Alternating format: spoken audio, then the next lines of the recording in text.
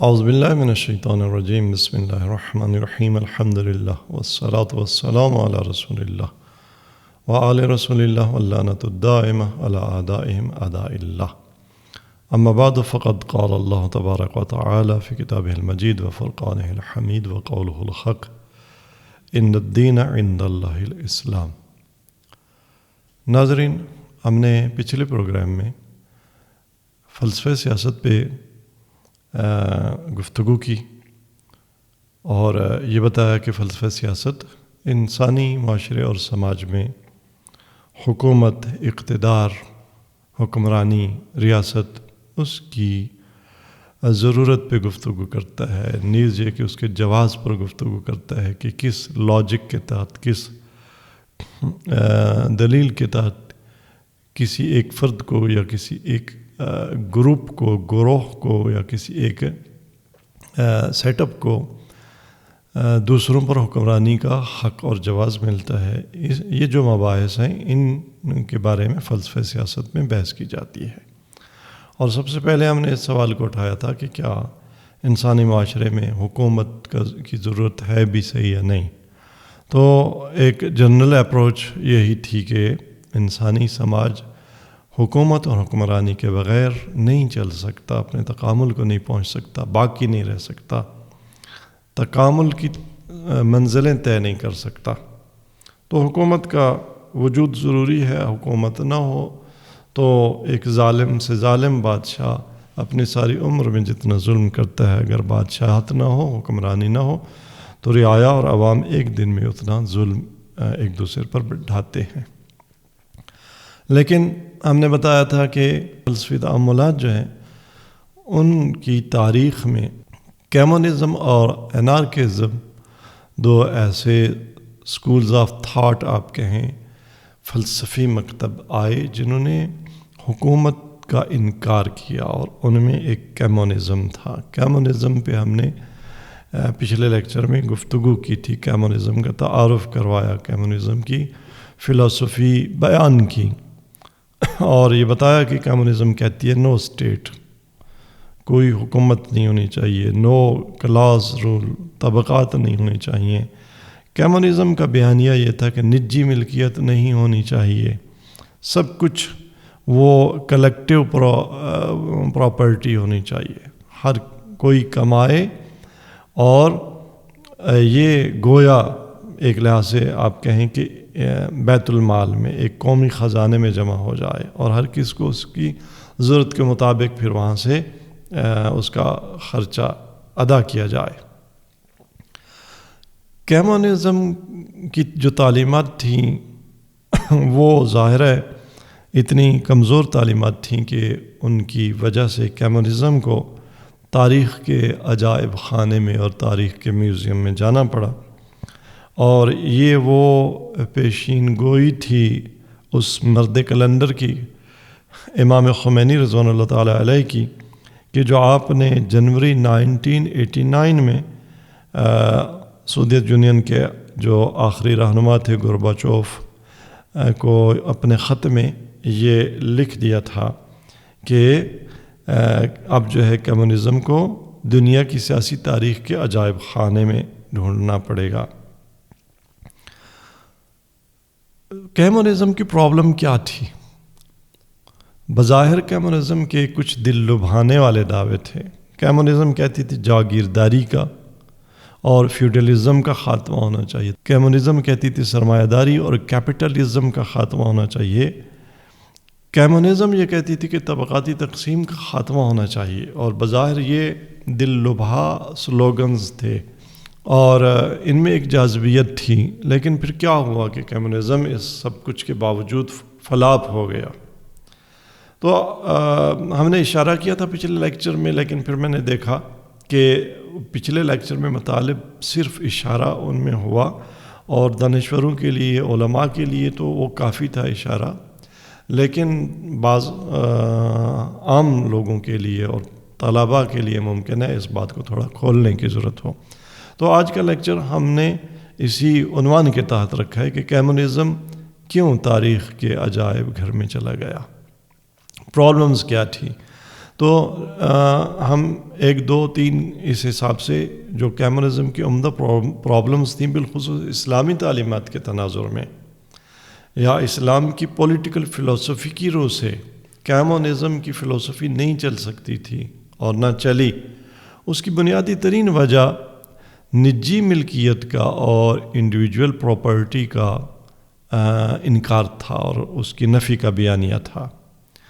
در حقیقت کمیونزم کا یہ جو نعرہ تھا کہ کسی کی کوئی نجی ملکیت نہیں ہونی چاہیے، یہ اپنی ذات میں ایک غیر منطقی اور غیر متین نعرہ تھا، اور اس کی وجہ یہ ہے کہ انسان کی نفسیات یہی ہے، ہیومن سائیکی یہی ہے کہ جب تک انسان کو ملکیت کا اپنا ذاتی اس کا انٹرسٹ نہ ڈیولپ ہو تو وہ محنت نہیں کرتا، اور جب انڈیویجولز محنت نہ کریں تو کیا ہوتا ہے؟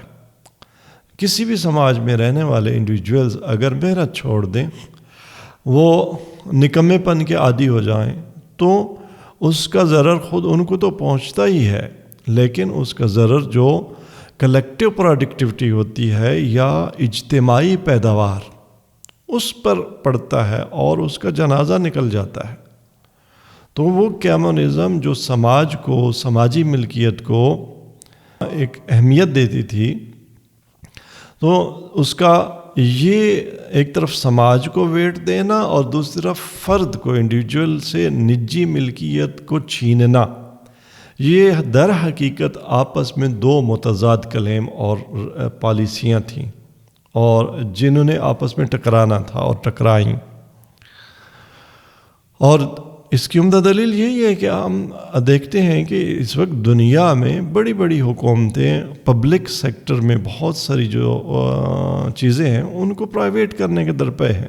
ہمارے ملک میں تو اس کی ایک بہت بڑی تاریخ ہے کہ کتنے بڑے بڑے ادارے وہ پرائیویٹ ہو گئے۔ کیوں؟ کہ جب تک سرکار کے خزانے پر ایک ملازم بیٹھا ہوتا تھا یا افسر بیٹھا ہوتا تھا تو نہ افسر کو کام میں لگن تھی، نہ ملازم کو کام میں لگن تھی، اور دیوالیہ پن، ہر صنعت، ہر انڈسٹری، ہر ادارہ دیوالیہ ہونے کی طرف جا رہا تھا یا چلا جاتا ہے۔ تو اس کی بنیادی وجہ یہی ہے کہ جب تک انسان کا پرسنل انٹرسٹ انوالو نہ ہو وہ محنت نہیں کرتا۔ اور اس کے ساتھ ساتھ بنیادی طور پہ ایک اور بھی جو ظلم تھا کمیونزم کی فلسفی میں، وہ فرد پر، انسان پر، وہ یہ تھا کہ بنی نوع انسان کی تکریم گویا چھین لی گئی تھی۔ کیا انسانوں کا اجتماع وہ بھیڑ بکریوں کا ریوڑ ہوتا ہے کہ سب کو ایک لاٹھی سے ہانکا جائے؟ نہیں، انسان انسان ہے۔ انسان نہ بھیڑوں کا ریوڑ ہے، نہ بکریوں کا ریوڑ ہے، نہ کسی اور حیوان سے ان کو تشبیہ دی جا سکتی ہے، بلکہ انسانی سماج میں ہر انسان وہ اپنی جگہ ایک امت ہے، ایک دنیا ہے، اور آپ ہیومن سوسائٹی کو ایک ایسی ماشین سے نہیں جو ہے نسبت دے سکتے کہ جس کے تمام پرزے وہ ایک جیسے ہوں۔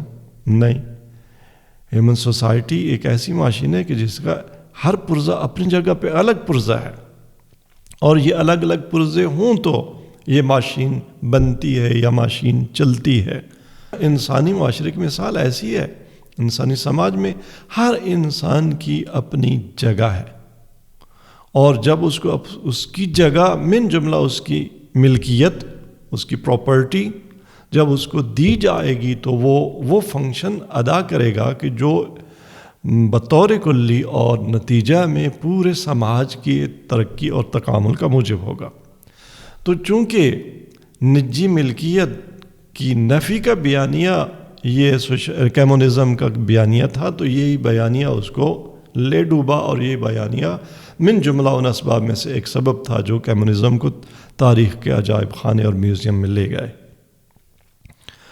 اور دوسری بات، اسلام کے نقطہ نگاہ سے جیسا کہ ابھی اشارہ ہوا، طبقاتی تقسیم ہمیشہ یہ نہیں ہے کہ بری ہو، اگرچہ طبقاتی تقسیم کے ایک برہمن ہو اور ایک فرض کریں کہ نچلی اور گھٹیا ذات کا ایک سید و سردار ہو اور ایک غلام ہو، یہ طبقات، اس کی ایسی تقسیم کو خداوند تبارک تعالیٰ نے، قرآن نے، اسلام نے ایسی طبقاتی تقسیم کی نفی کی ہے، اور قرآن نے روایات میں بار بار یہی آیا ہے کہ ان اکرمکم عند اللہ اتقاکم، بلند طبقہ اس کا ہے جو زیادہ متقی ہے، اور جو زیادہ متقی ہو تو دوسروں کا زیادہ خادم ہوتا ہے۔ تو بنابراً یہ بات اس حد تک تو ٹھیک، لیکن طبقاتی تقسیم کا مطلب یہ کہ سب کو پراپرٹی کے لحاظ سے، سب کو عہدوں کے لحاظ سے، سب کو منصب کے لحاظ سے، سب کو ایک ہی لیول میں کھڑا کر دو، اس سے تو سماج نہیں چلتا۔ جو چیز نامطلوب ہے طبقاتی تقسیم میں، اس میں یہ ہے کہ کوئی طبقہ کسی طبقے پر حق نہ کھائے، اس پر ظلم نہ کرے، اس حد تک تو بات ٹھیک ہے۔ وگرنہ جو سماج ہے اور انسان کا تکامل ہے اور انسان کی جو سوشل لائف ہے، جو کہ سوسائٹی کی مرہون منت ہے، وہ سوسائٹی چلتی ہی طبقاتی تقسیم پر ہے۔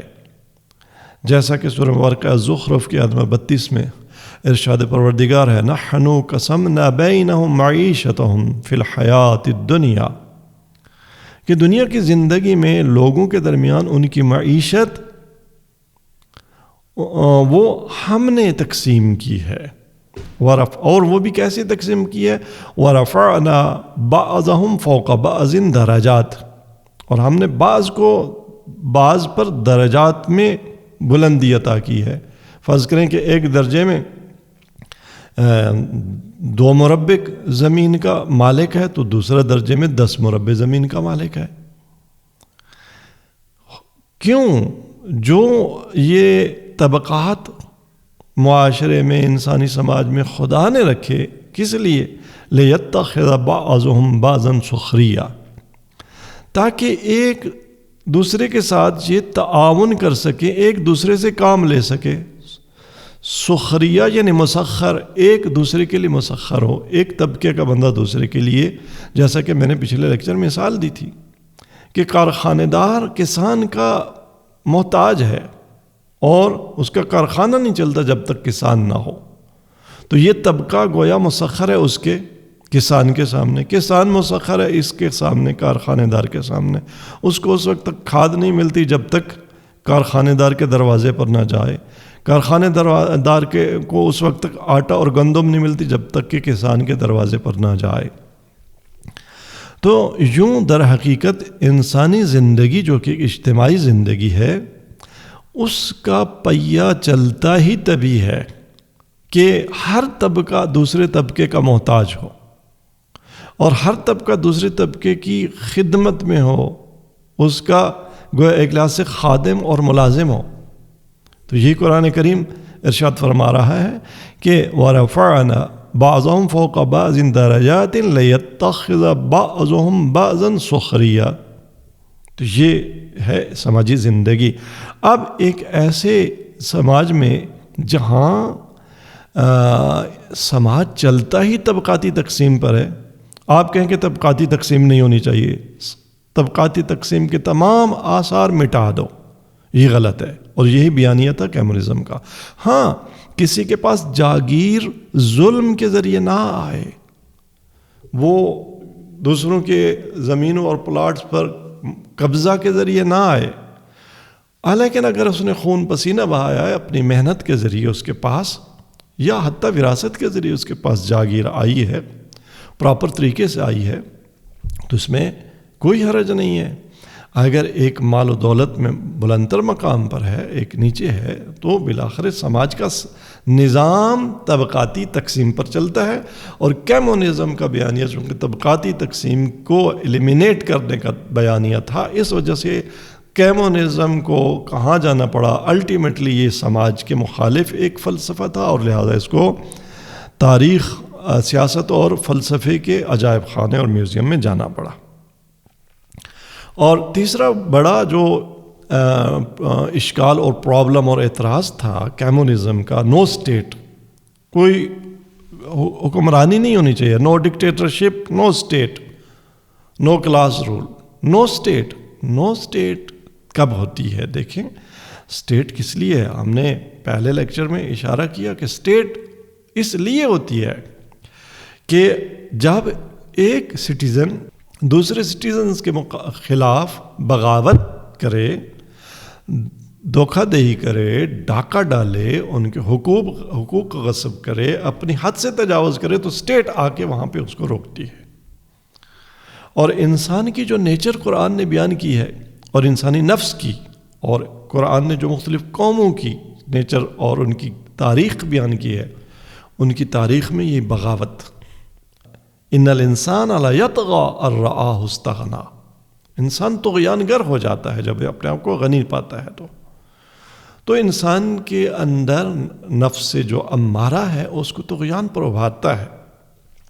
اس طغیان کو روکنے کے لیے سماج میں ایک اہم ذریعہ اسٹیٹ ہے۔ اگر آپ کہتے ہیں اسٹیٹ نہیں ہونی چاہیے، نو اسٹیٹ، تو پھر آپ کو متبادل اس کا بندوبست دینا ہوگا، یا تو پوری انسانیت کو، ایچ اینڈ ایوری انڈیویجول کو اخلاقی طور پر وہاں لے جائیں کہ کوئی اپنے حد سے تجاوز نہ کرے۔ تو یہ کون وہاں لے جا سکتا ہے انسان کو؟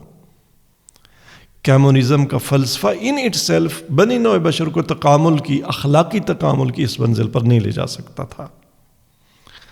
اس منزل پہ اگر کوئی لے جا سکتا ہے تو وہ دین ہے، اور وہ دین مبین اسلام ہے، اور ہمارا یہ بہرحال ایک دعویٰ ہے اور ہمارے یہ انتظار ہے کہ دین اپنی کامل ترین صورت میں ایک دن یہاں بنی نوع بشر کو پہنچائے گا۔ عصر ظہور میں انسان اگرچہ وہاں بھی ایسا نہیں ہے کہ حکومت نہیں ہوگی، اسٹیٹ نہیں ہوگی، لیکن بالآخر اوور آل بنی نوع بشر یہاں پہنچے گا۔ لیکن کمیونزم کے پاس ایسا کوئی ہنر، حربہ، معجزہ نہیں تھا کہ وہ انڈیویجولز کو، ہر فرد کو تکامل کی اس منزل پر لے جائے۔ پس دین تو تھا نہیں کمیونزم کے پاس، بلکہ کمیونزم ضد دین تھا۔ مارکس یہ کہتا تھا کہ مذہب افیون ہے، قوموں کی افیون اور نشہ ہے جو لوگوں کو دھت کر دیتا ہے۔ لینن یہ کہتا تھا کہ مذہب کی نابودی ایک سیاسی انقلابی ضرورت ہے۔ تو ان کے پاس دین تو تھا نہیں، اور اس لیے امام خمینی نے ان کو یہی کہا تھا، گورباچوف کے نام میں خط میں آپ نے لکھا تھا کہ آپ کے ملک کا اصل مسئلہ زمین، معیشت یا آزادی نہیں، بلکہ خدا پر ایمان کی کمی ہے، یعنی بے دینی۔ ان کا اصل مسئلہ بے دینی۔ جب بے دینی ہو، حکومت بھی ہو، نو اسٹیٹ بھی ساتھ اس کے مل جائے، تو پھر کیا ہوگا؟ آپ کے پاس پھر ایک ہی چیز بچتی ہے کہ آپ کو ایسا ایتھیکل سسٹم اور اخلاقی اقدار کا نظام دیں جو لوگوں کو اپنی حد میں رکھے۔ تو جہاں تک کمیونزم کے ایتھکس کا تعلق تھا، تو وہ ہم نے ایک جملے میں پچھلے لیکچر میں اشارہ کیا تھا، لیکن وہ معلوم ہوا کہ کافی نہیں تھا وہ بیان۔ تو اس کا بیان یہ ہے کہ جو کمیونسٹ اخلاق ہے، در حقیقت کمیونزم کی جو فلسفی تھی، اس میں نجی ملکیت کا خاتمہ، طبقاتی تقسیم کا خاتمہ، اور اس کے ساتھ ایک اور چیز تھی انقلاب۔ کمیونزم کی فلسفی یہ تھی کہ انقلاب ہمیشہ وہ تکامل کا موجب ہوتا ہے۔ معاشرے میں انقلاب لے آؤ، اور ان کی ایک لاجک جس کو ڈیالیکٹیکل لاجک کہتے ہیں، اب اس پہ ظاہر ہے اس سیشن میں بات نہیں ہو سکتی، اور یہ کہ اس کائنات میں خلاصہ ازداد ایک دوسرے کے ساتھ لڑ رہی ہیں، اور جب یہ لڑتی ہیں تو انقلاب آتا ہے، اور ایک ان کی نابودی کے بعد ایک نئی سچویشن جنریٹ ہوتی ہے، اور وہ برتر اور بہتر اور کمال یافتہ اور تکامل یافتہ وہ جو ہے نا سچویشن ہوتی ہے، ہاں نیچر میں، اسی طرح بنی نوع انسان اور انسانی سماج میں۔ تو کمیونزم کا اصرار تھا اس انسانی سماج میں انقلاب پر، کہ جی کوئی ایسا کام کریں جو ہمیشہ انقلاب آتا رہے، اور انقلاب کے بارے میں ان کا جو فلسفی یہ تھی کہ انقلاب جو ہے وہ تکامل کا موجب ہے۔ اب اس فلسفے کی بنیاد پر کمیونزم کی موریلٹی کیا تھی، کمیونزم کا اخلاق کیا تھا؟ کمیونزم میں کوئی جو گارنٹیڈ اخلاقی یا اوریجنل اخلاقی اقدار نہیں تھیں جنہیں کوئی چیلنج نہ کیا جا سکتا ہو، بلکہ کمیونسٹ اخلاق میں ہر وہ کام وہ مورلی ایک جو ہے گڈ تھا ایول کے مقابلے میں، جو معاشرے میں انقلاب کا موجب بنے. یعنی اگر معاشرے میں انقلاب جھوٹ کے ذریعے آتا ہے تو جھوٹ مورلی ایک مورل ویلیو ہے، ڈی ویلیو نہیں ہے. اگر ظلم کے ذریعے انقلاب آتا ہے تو ظلم، آپ نے دیکھا ڈکٹیٹرشپ. یہی وجہ ہے کہ کمیونزم نے ڈکٹیٹرشپ کا ایک خاص دور آنے کے لیے نسخہ دیا انقلاب کے لیے، سماجی اور طبقاتی تقسیم کو مٹانے کے لیے.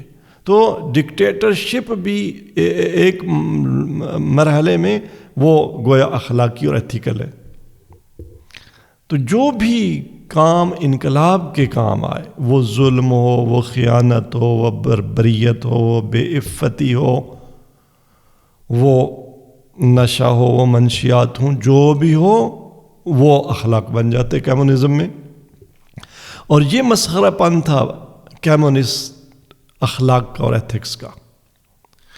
کوئی جو ایسا اخلاقی کوئی ایسی اخلاقی قدر جو ہمیشہ کے لیے جاویدانہ اخلاقی قدر کمیونزم کے اخلاقی نظام میں نہیں تھی.